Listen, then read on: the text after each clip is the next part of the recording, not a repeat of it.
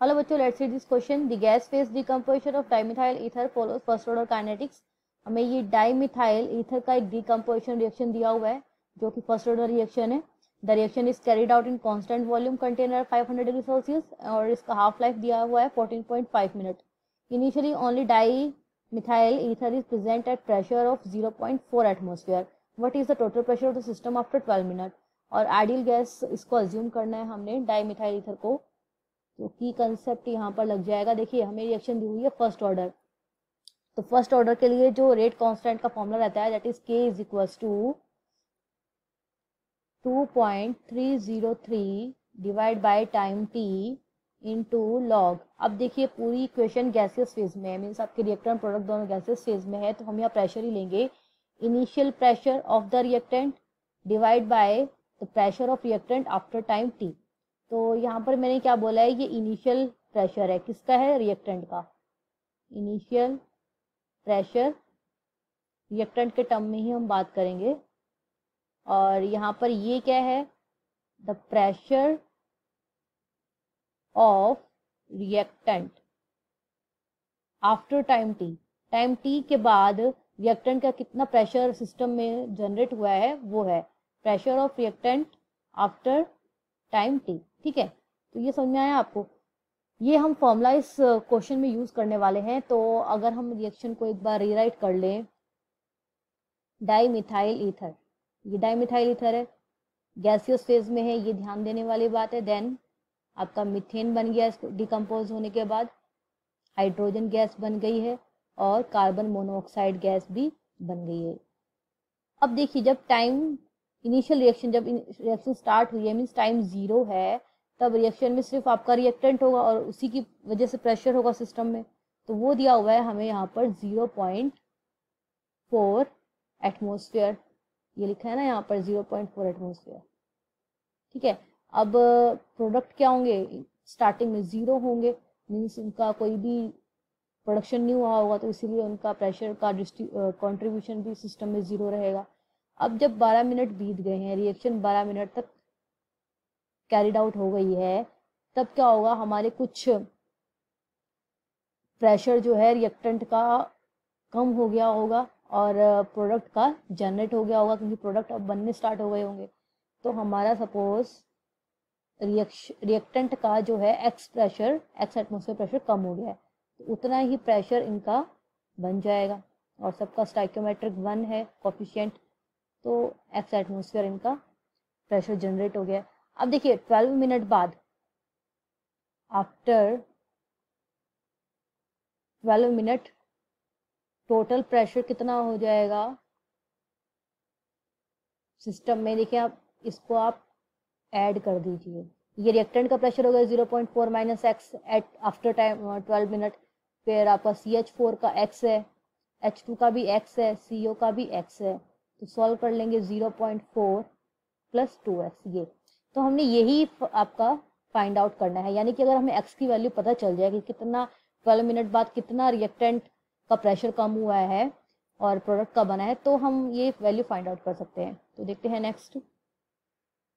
First order के लिए जो रेट कांस्टेंट के की वैल्यू रहती है उसका फॉर्मूला रहता है 0.693 upon T half life.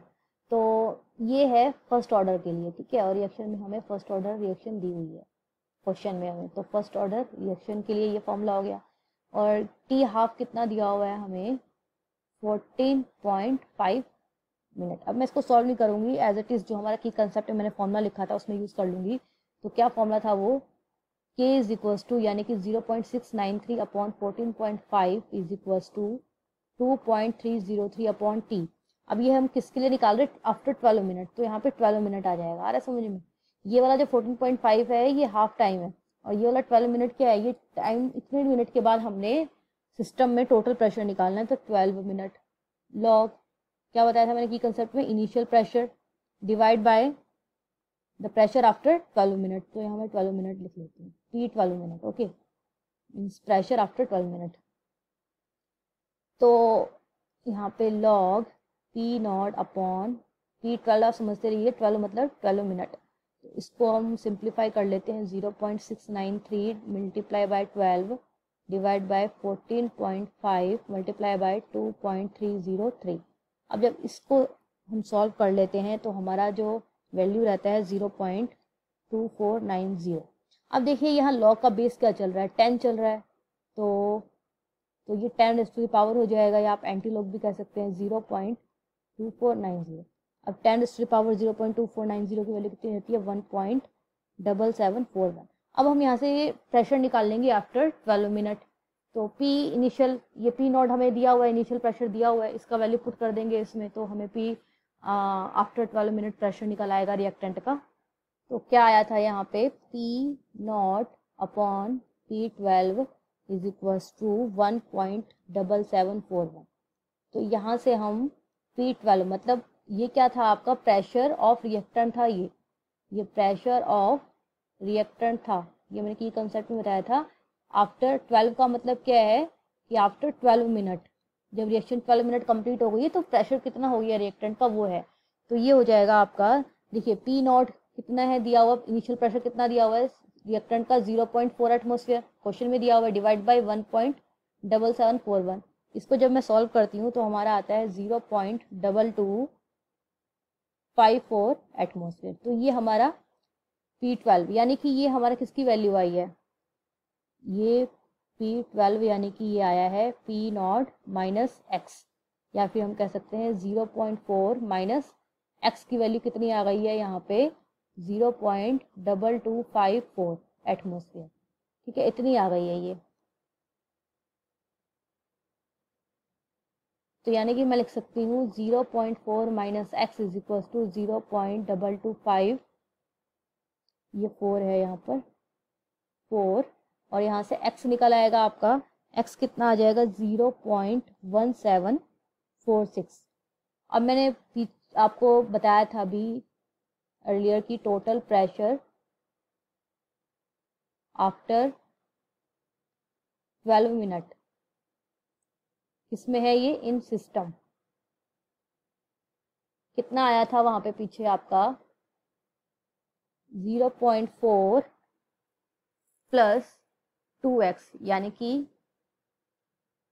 0.4 plus 2 into x की वैल्यू कितनी आई है 0.1746 इज इक्वल टू कितना आ जाएगा ये 0.7492 एटमॉस्फेयर। ठीक है, इतना प्रेशर है टोटल रिएक्शन मिक्सचर में आफ्टर 12 मिनट। इसको मैं राउंड ऑफ कर लूँ तो 0.75 एटमॉस्फेयर। तो ये हमारा आंसर है यहाँ पे। So I hope you understood it well. Best of luck.